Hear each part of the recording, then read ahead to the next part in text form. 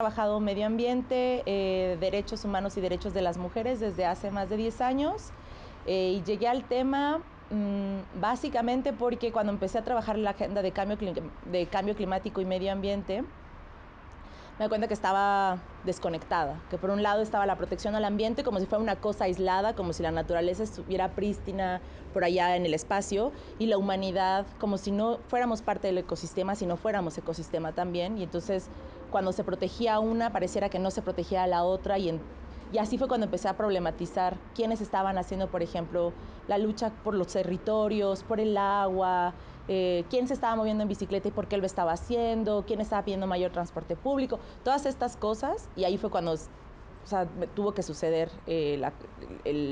la conexión.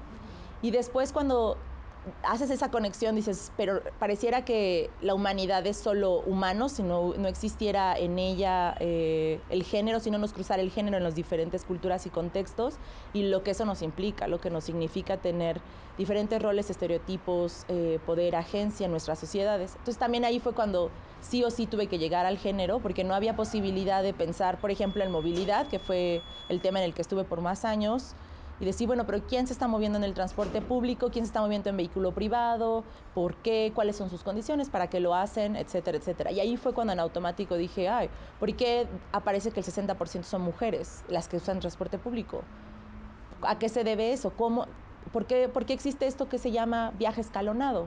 Porque es que los hombres solo hacen un viaje casi lineal de la casa y allí fue donde empecé como a trabajar más el género. El fenómeno del cambio climático como una problemática es el aumento de los gases de efecto invernadero en la atmósfera que desequilibran la temperatura promedio del planeta. Es diferente porque la gente dice, no, pero mi ciudad sigue haciendo frío. Sí, pero estamos hablando de la temperatura promedio y es como un cuerpo humano. Si aumenta tu temperatura y te ponen el termómetro y ves que aumentó, probablemente tus pies no están hirviendo, pero ese aumento te puede significar una embolia. Así es el planeta. Entonces no es que en tu puntita del pie no sientas el calor que te está viendo, es que tu cuerpo necesita una temperatura para que no colapse, la sangre no hierva y tu cerebro no explote, ¿no? Para empezar, pensar que nuestro planeta sostiene la vida. Las actividades sociales, culturales y políticas que existen en ellas. Cuando el cambio climático sucede como un fenómeno, lo que primero sucede es que impacta a esas actividades. Y donde existen inequidades, las multiplica. Cuando tienes problemas de agua y las mujeres son las que administran el agua caminando kilómetros, eso significa que va a haber menos agua y entonces esas mujeres tendrán que caminar muchos más kilómetros. Multiplica esas inequidades, pero además hace que otras aparezcan, porque existen menos recursos y existen más problemáticas a las que las personas se van a tener que enfrentar en desigualdad de condiciones.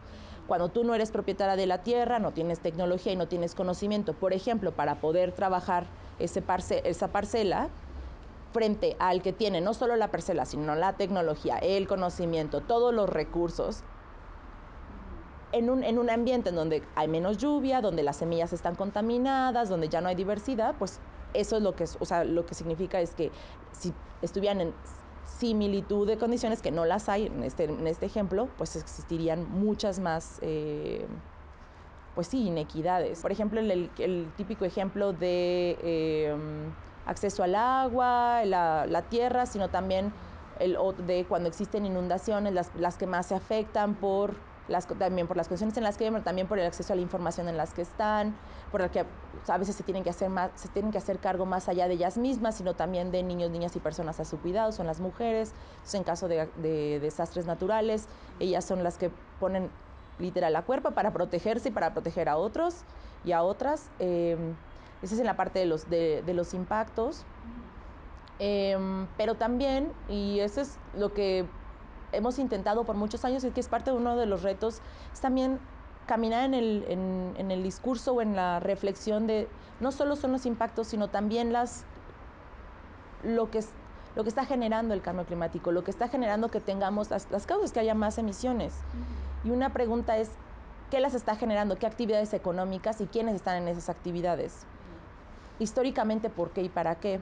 Y si queremos que esto se revierta, ¿cuál es la mejor vía o la mejor solución? Lo que nos dicen las agendas internacionales y las nacionales es que las soluciones básicamente están en tecnologías y en más recursos.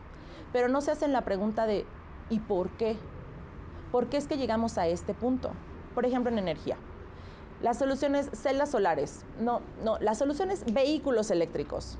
Esa es la solución para el futuro. Si el problema es que los vehículos consumen gasolina y eso emite, vamos a hacer vehículos eléctricos. Entonces la segunda pregunta es, pero ¿cómo estamos generando electricidad? Quemando combustibles fósiles, sale la misma. Ok, bueno, no, entonces no vamos a generar electricidad así, vamos a generarla por agua, ¿no?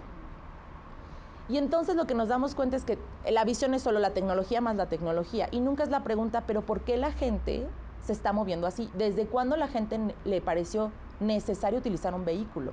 ¿En qué ciudades utilizar un coche es necesario? ¿Por qué es que una mujer en una ciudad decide comprarse un coche y endeudarse por años y no, por ejemplo, caminar, andar en bici, usar el transporte público? Tendrá que ver probablemente porque hicimos ciudades masivas, porque las actividades comerciales y las actividades de recreo, de cuidado, las personales están completamente alejadas entre sí mismas, porque se ha priorizado el vehículo privado y no el transporte público. Hacernos más preguntas, yo creo que ese es uno de los mayores retos. Como lo hemos dicho mucho tiempo, empezar a cuestionar lo que es esto llamado masculinidad y feminidad y lo que está anclado a ello, que roles, estereotipos, accesos, negaciones, por ejemplo, devenires históricos a partir de qué es un conocimiento científico y qué no. Todo esto se tendría que empezar a demoler y a cuestionar.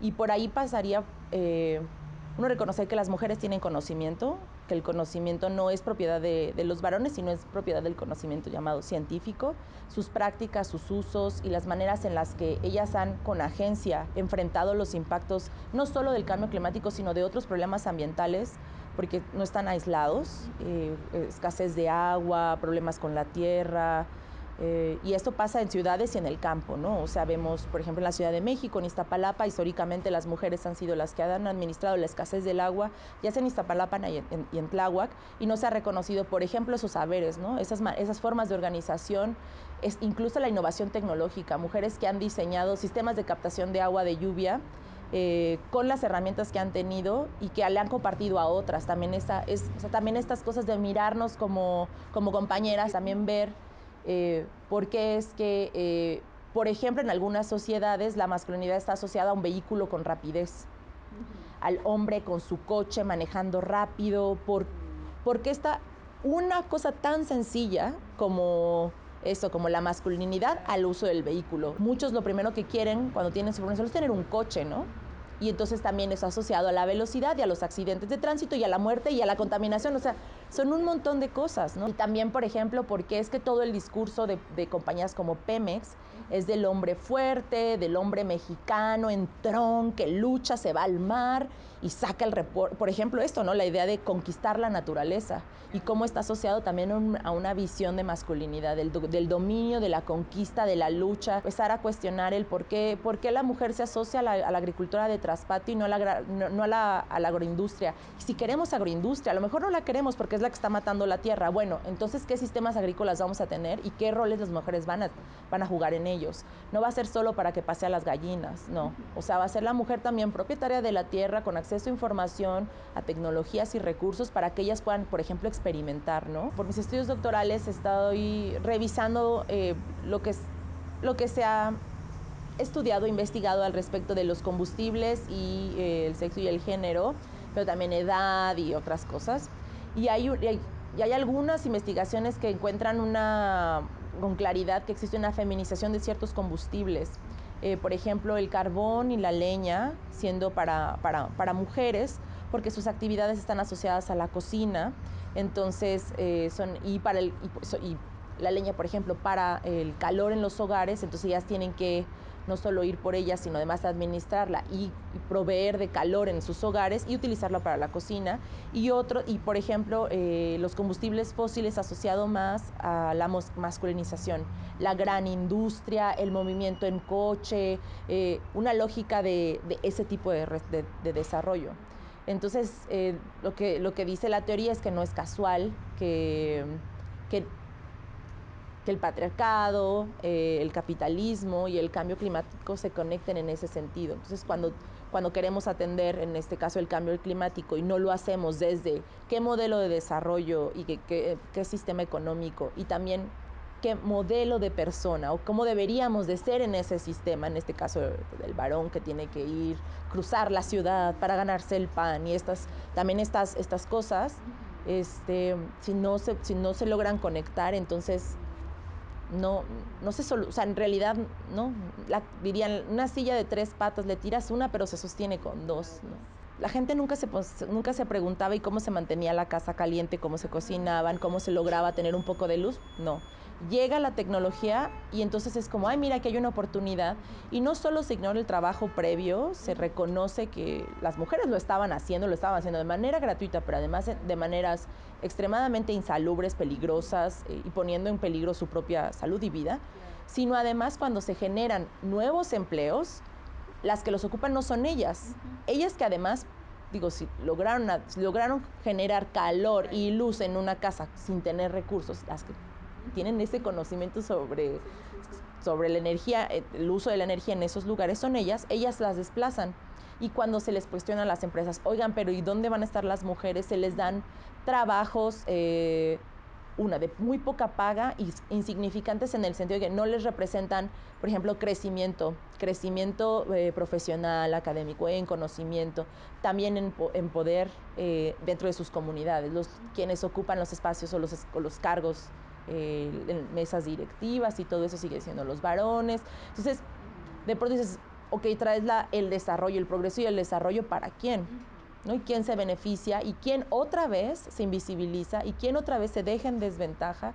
Y creo que ese ejemplo con el agua sucede en energía y sucede en cada uno de los sectores. Hay muchos estudios sobre género y pobreza energética, las personas que tienen mayor pobreza energética en el mundo, incluyendo Europa, porque casi me dicen, no, eso es en el sur global, porque los ricos no tienen esas cosas. Falso, hay estudios europeos donde la pobreza energética tiene género, tiene sexo, porque además está asociado a ciertas actividades, y también a edades. Entonces, por ejemplo, son las mujeres adultas mayores las que tienen mayor pobreza energética en Europa, por ejemplo, y son las que mueren a causa de esto. O sea, no solo, pero también saber que es la vida, ¿no? En este caso, en un invierno, no tener energía, eso significa muerte.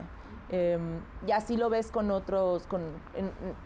en otros lugares mucho más cruel, ¿no? Como en las horas que algunas mujeres destinan para poder cargar leña en algunos países en el mundo, en el sur global, llamado sur global.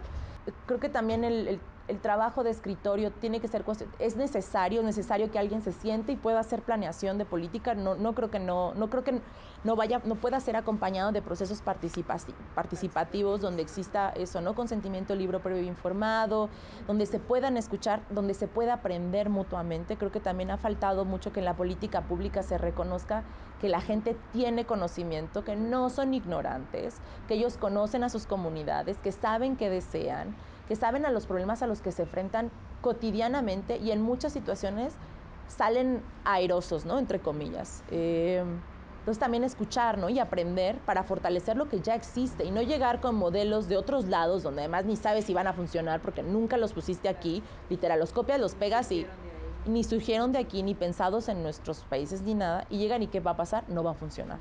Entonces también eso, ¿no? Como utilizar el tiempo y los recursos y la posición en la que se encuentran, que de una u otra, es una posición de privilegio para poder acercarse y construir con las comunidades políticas más justas y que sobre todo correspondan a lo que las mujeres y los hombres de esas comunidades necesitan.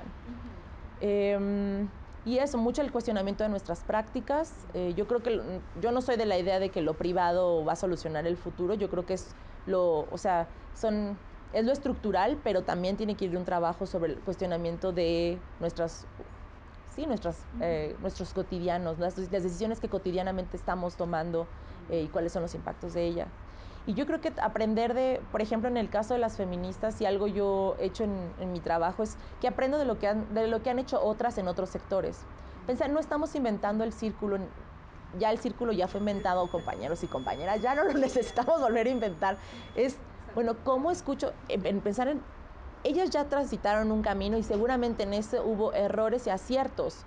Me voy a acercar a ver, por ejemplo, en agua, en agricultura, en energía, en otros, qué se hizo y qué se ha logrado Y yo recuerdo mucho el ejemplo, para mí es algo de los que siempre tengo como en la mente, el tema de los vagones, ¿no? Del transporte diferenciado. Y que decimos, sí, no es las que nunca hemos dicho que esa sea la solución. Si sabemos que la solución es la erradicación de la violencia contra las mujeres y eso no lo va a solucionar un vagón, el vagón no tiene varita mágica, lo sabemos. Pero hoy en día las mujeres que cruzan la ciudad merecen viajar sintiendo que no van a ser molestadas en su trayecto. Entonces, justo cómo hacemos las dos cosas a la vez. O sea, la política que atiende una problemática en lo inmediato y que no puedes simplemente ignorar, a la vez que construyes cosas para que esto, que en este caso es la violencia, se vaya eliminando, ¿no? Y eso va por educación, exacto. Y saber que hay cosas que son de corto, de mediano, largo plazo. Entonces yo creo que también en esa visión del cómo resolvemos lo inmediato, aprendiendo también de otras experiencias, pensando a largo plazo sobre las estructuras que sostienen esto inmediato, porque las problemáticas de nuestro país y del mundo no están en el espacio, están sostenidas sobre algo. ¿Qué es lo que sostiene y cómo lo vamos a ir demoliendo? ¿Qué vamos a ir haciendo?